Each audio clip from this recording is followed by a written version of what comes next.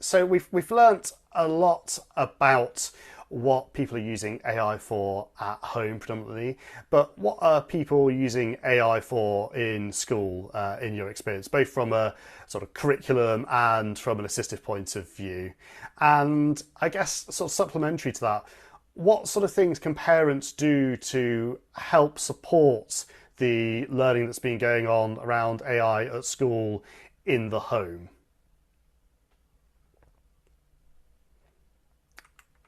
You might need to unmute, Marguerite. We'll just see if we've got Marguerite. Give you a moment to mute to unmute. Can Oh, you hear me? loud and clear, loud and clear. Very good. I'm trying to move between screens here. Let me. Well, I've typed up some answers, so if I sound like I'm an AI robot, I'm not. I'm a real human being. That's what they Uh, all say.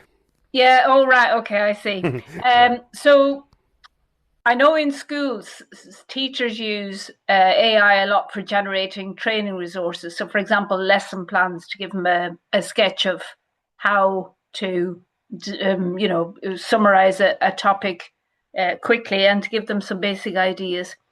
As I said, as QTVIs, we've started to use it more and more to look up screen reading commands for JAWS or NVDA, and generally it gives three different options, and generally one of the three options works. So we found it really helpful when we're writing sets of commands for students who are new to screen reading software or support staff in schools.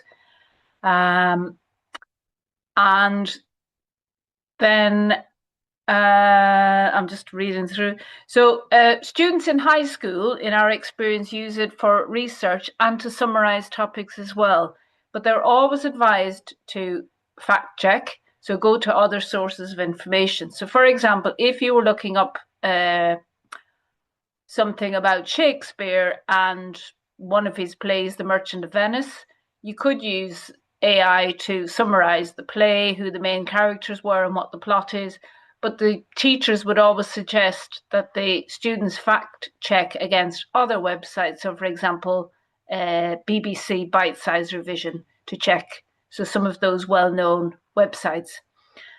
I've checked, and the GCSE Computing syllabus for OCR and AQA, the two big exam boards, is being updated to include the subject of AI because those syllabus were last written in 2020, I believe.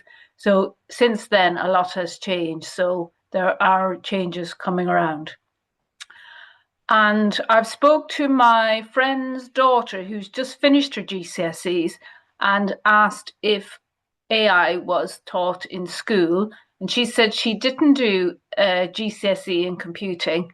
And no, she'd had no input, say, in her pastoral lessons or internet safety or anything like that. So to her knowledge, she hadn't had any teaching on AI, which I think is quite interesting. So presumably it's something she's just picked up herself along the way as a tool. What can parents do to best support and reinforce AI related learning that might be happening in school and home? So remind children that AI is a learning tool, it's not a replacement. Be mindful of plagiarism. Students can't copy and paste work and claim it as their own because schools use some method, I don't know what it is, but they can check work to ensure that it is the student's own and not literally copied and pasted from AI. And an emphasis on checking the facts as AI sweeps the internet for information and uses what it can find and not necessarily what is always correct. So I thought that was quite an interesting comment that was made to me. Then there's a question on we know the amount and quality of technology training can vary from school to school. If a parent doesn't feel like their child is progressing as quickly as they would like, what's the best way of trying to resolve it both at school and at home?